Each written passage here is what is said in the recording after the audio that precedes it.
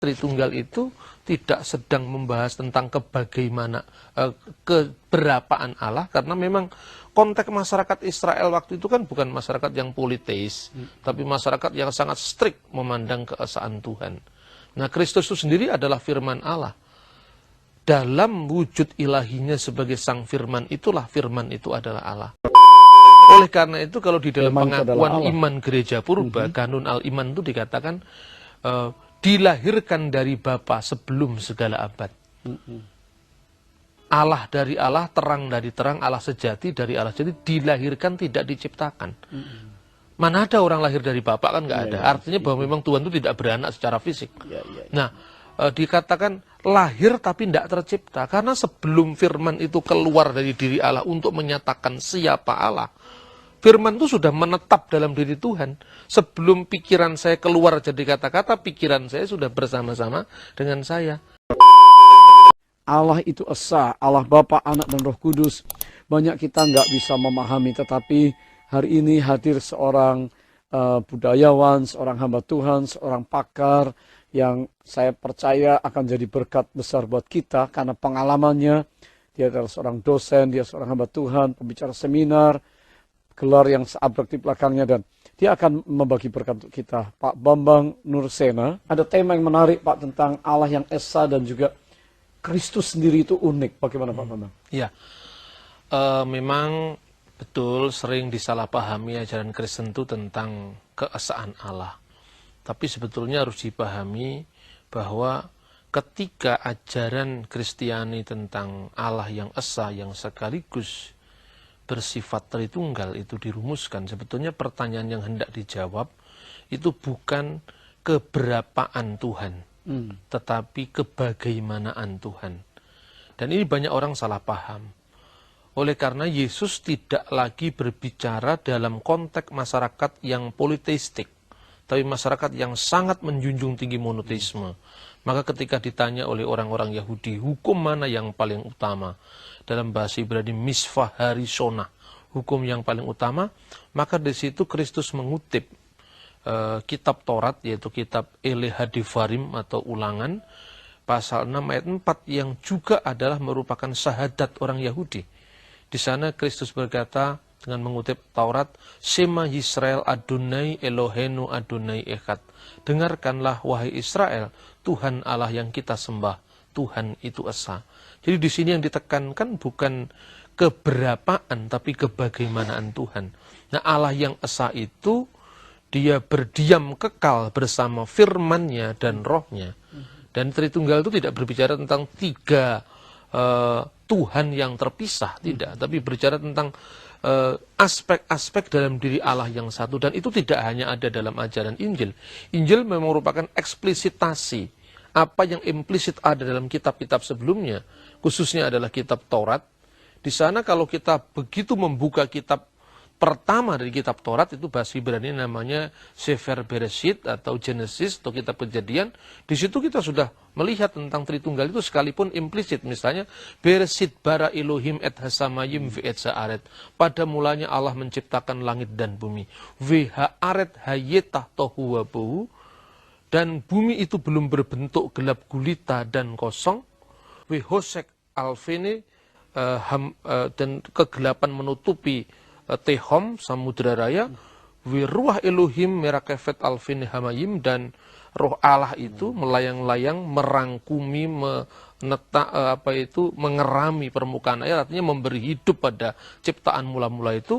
Wa Yomer Elohim, dan berfirmanlah Allah Jehiur wa Jehiur. Di sini dalam aktivitas penciptaan itu Allah menciptakan segala sesuatu dengan firman-Nya dan roh-Nya.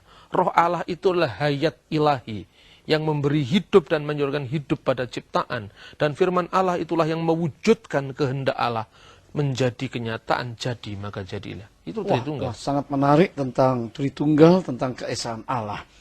Bapak Ibu yang saya kasihi, Pak Bambang akan menjelaskan kepada kita sekalian supaya kita di waktu ini bisa punya hati yang menyembah dengan segenap jiwa kita, dengan segenap kekuatan kita. Kita bisa mengasihi Allah kalau kita juga memahami dan mengenal Allah yang seutuhnya itu. Silahkan Pak. Ya, Saya teringat pada seorang penyair namanya Khalil Gibran. Khalil Gibran itu menulis banyak sekali buku-buku sastra ya, yang sangat terkenal di seluruh dunia ini. Salah satu bukunya yang berjudul Yasua Ibnul Insan, Yesus Sang Anak Manusia, dalam bahasa Inggris Jesus the Son of Man. Tetapi dia juga menulis satu kisah yang berjudul Iram Datul Imad, Iram kota yang berbenteng-benteng. Dan ini menarik karena di situ Gibran berkata, Kulla ilaha illallah wa la say'an illallah wa kun masihiyan. Katakanlah la ilaha illallah, tidak ada ilah selain Allah, dan tidak ada sesuatu pun kecuali Allah, dan jadilah pengikut Kristus. Wah, ini bisa subversi nih kalau kita lihat dalam konteks budaya Indonesia. Padahal karena memang Gibran itu seorang Kristen Arab, dia seorang anggota gereja Maronit di Libanon, dan kita tahu Libanon itu adalah satu-satunya negara Kristen yang satunya negara Arab, jadi negara nasional, negara Arab yang mayoritas memang Kristen. Nah, kenapa Gibran mengatakan seperti itu? Karena dia seorang Kristiani. Maka kalau dia orang Arab sekaligus, ya memang kata la ilaha illallah itu memang ada dalam Injil bahasa Arab. Kalau kita melihat misalnya di dalam 1 Korintus pasal 8 ayat 4 itu ada ungkapan wa alla ilaha illallahul ahad. Tidak ada ilah lain kecuali Allah yang esa. Sehingga hukum yang terutama yang tadi saya sebutkan di dalam kitab Taurat itu, kalau kita perhatikan, Yesus membenarkan itu dan tidak mengubah itu. Sekalipun demikian, maka gereja purba mendalami siapakah Kristus yang sebenarnya itu. Di satu pihak, orang Yahudi tidak memahami siapa Kristus, makanya dia mengatakan ketika Yesus berkata, sebelum Abraham jadi aku telah ada. Itu penegasan dia, karena dia tidak memahami, Abraham melihat hariku dan ia bersuka karena ia telah melihatnya. Lu kok Abraham bisa melihat darimu, memang engkau ini siapa? Lalu dia mengatakan penegasan seperti itu. Tapi karena orang Yahudi memandang Yesus itu pada sosok fisik, yaitu wujud turun firman menjadi manusia itu. Padahal yang dimaksud Yesus dengan sebelum Abraham jadi aku ada, ini dia sebagai sang firman yang kekal bersama-sama Allah, dan firman itu sendiri adalah Allah. Sehingga sekali lagi Tritunggal itu tidak sedang membahas tentang keberapaan Allah, karena memang konteks masyarakat Israel waktu itu kan bukan masyarakat yang politeis, tapi masyarakat yang sangat strict memandang keesaan Tuhan. Nah, Kristus itu sendiri adalah firman Allah. Dalam wujud ilahinya sebagai sang firman, itulah firman itu adalah Allah. Saya bisa berikan contoh begini. Untuk contoh ini tentu tidak sempurna betul. Misalnya, pikiran saya bersama-sama dengan saya dan roh saya. Nah, ketika pikiran saya keluar jadi diri saya, kata-kata saya dalam perkataan saya kan keluar dari diri saya. Kemudian direkam oleh televisi ini dan disiarkan di seluruh Indonesia mungkin misalnya. Setiap orang akan tahu gambar saya sekaligus pikiran-pikiran saya yang keluar jadi kata-kata. Seorang teman mengatakan, mana Pak Bambang? Pak Bambang yang pakai baju coklat itu. Padahal itu kan hakikatnya bukan saya, tapi itu penjilmaan diri saya. Sebelum pikiran saya keluar menjadi kata-kata, pikiran saya sudah ada dalam diri saya. Kalau misalnya keping VCD itu rusak, pikiran saya tidak ikut rusak. Karena pikiran saya ini meninggalkan diri saya, keluar dari diri saya, tapi sekaligus tetap berada dalam diri saya. Keluar dari saya tanpa meninggalkan diri saya. Karena itu memahami Allah tidak bisa dipahami secara logika matematik. Jadi tadi Allah tetap utuh, tetap esa. Tapi yang Bapak ilustrasikan bahwa Kristus Yesus datang sebagai firman Allah. Sebagai firman Allah. Nah, oleh karena itu kalau di dalam pengakuan iman gereja purba, kanun al-iman itu dikatakan dilahirkan dari Bapa sebelum segala abad. Allah dari Allah, terang dari terang, Allah sejati dari Allah sejati, dilahirkan tidak diciptakan. Mana ada orang lahir dari Bapa, kan nggak ada. Artinya bahwa memang Tuhan itu tidak beranak secara fisik. Nah, dikatakan lahir tapi tidak tercipta, karena sebelum firman itu keluar dari diri Allah untuk menyatakan siapa Allah, firman itu sudah menetap dalam diri Tuhan. Sebelum pikiran saya keluar jadi kata-kata, pikiran saya sudah bersama-sama dengan saya. Nah, dengan demikian kenapa kok Yesus mati kalau dia itu adalah firman Allah yang adalah Allah? Kematian itu tidak pernah melanda firman Allah. Tapi kematian itu melanda pada tubuh kemanusiaan Yesus. Maka dalam Alkitab dikatakan 1 Petrus pasal 3 ayat 18, dia yang dibunuh dalam keadaannya sebagai manusia. Ya seperti kalau buku saya rusak, buku saya itu benda mati sayangnya ya. Buku saya kalau dianggap penjelmaan pikiran saya. Kalau kertasnya rusak kan saya tidak ikut rusak, pikiran saya kan tetap utuh. Lah kalau manusia aja bisa diungkapkan dalam dimensi yang begitu kompleks, apalagi Tuhan. Saya kira itu. Ya, ya. Benar-benar kita tidak bisa bawa kemahakuasaan dia, apa saja dapat terjadi. Ya apa saja bisa terjadi, tetapi logis berpikirnya ya memang sangat logis. Karena memahami Tuhan tuh ya harus memakai bahasa yang bukan fisik, tapi metafisik. Bukan matematik, tetapi teologis. Teologis itu kan transendental, tidak bisa satu Tuhan disamakan dengan satu kelereng kan. Kalau misalnya, loh waktu Yesus itu disalibkan apakah dia mati? Loh dia memang mati sebagai manusia memang. Tapi di surga tinggal berapa loh? Yang satu dengan Allah itu bukan fisik kemanusiaan Yesus. Yang satu dengan pikiran dengan saya bukan kertas buku saya tetapi pikiran saya. Kan begitu.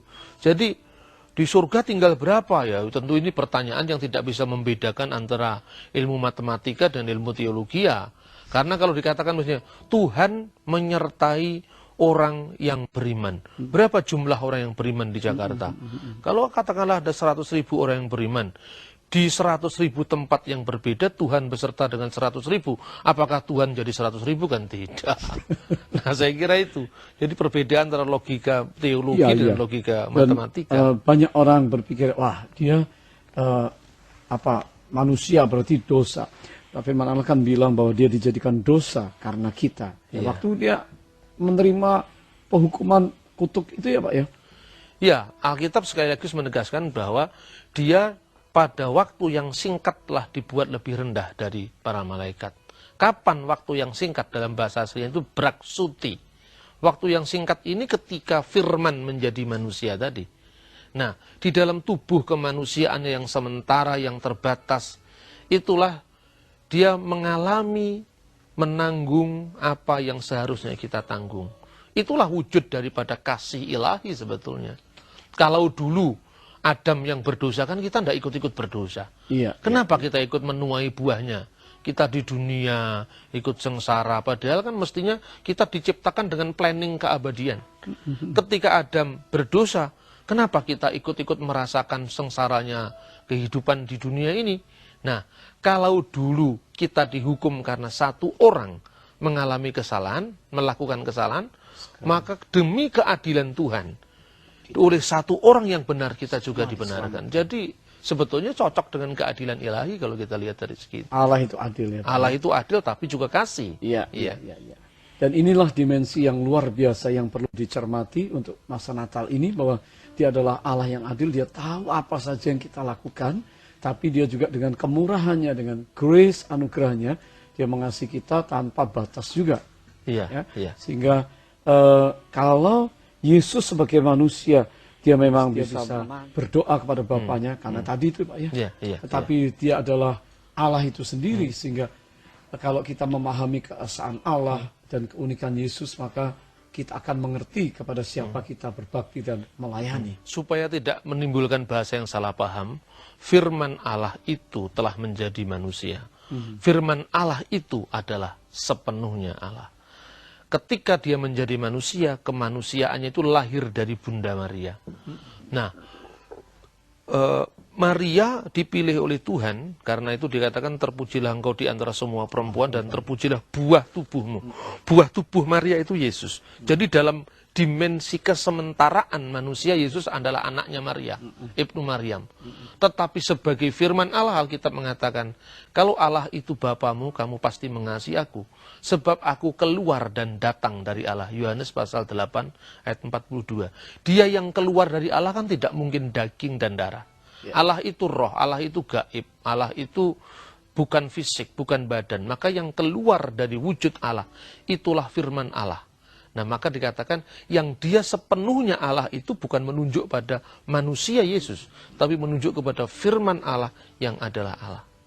Dan dia menjadi manusia, sepenuhnya manusia sebagai putra Maryam.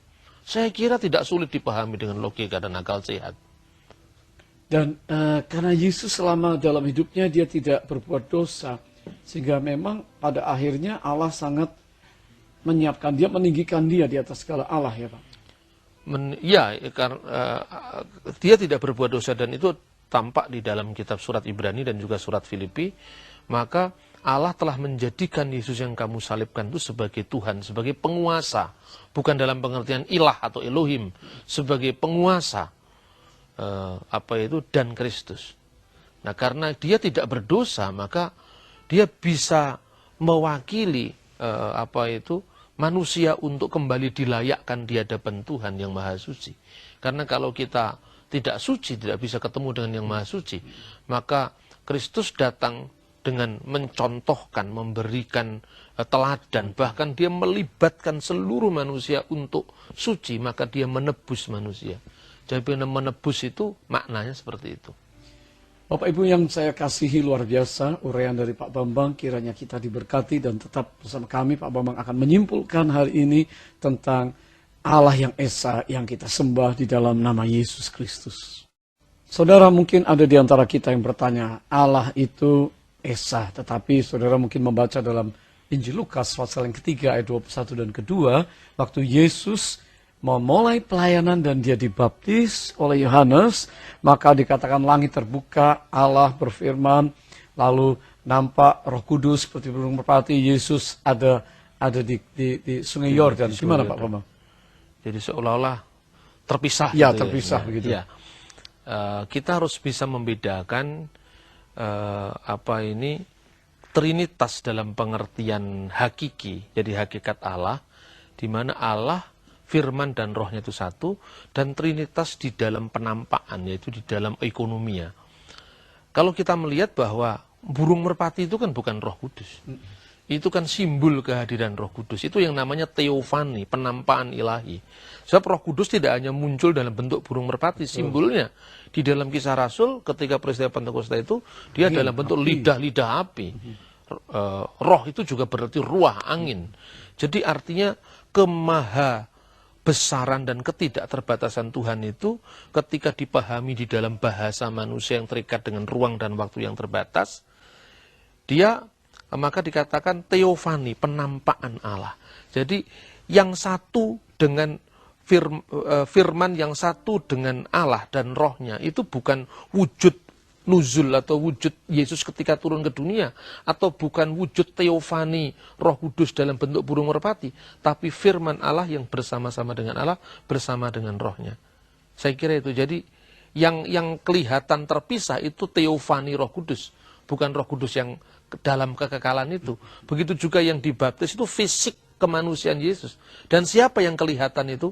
Hendaklah anak itu kau sebut Yesus, karena dia yang akan menyelamatkan umatnya, anak laki-laki itu. Padahal Tuhan itu beyond gender, tidak berjenis kelamin kan. Nah, itulah sebabnya maka kalau di gereja-gereja timur maka disebut berdoanya itu demi nama Bapa dan Putra dan Roh Kudus, yaitu Allah yang Esa. Bismillahirrahmanirrahim warahil kudus al ilahu wakid.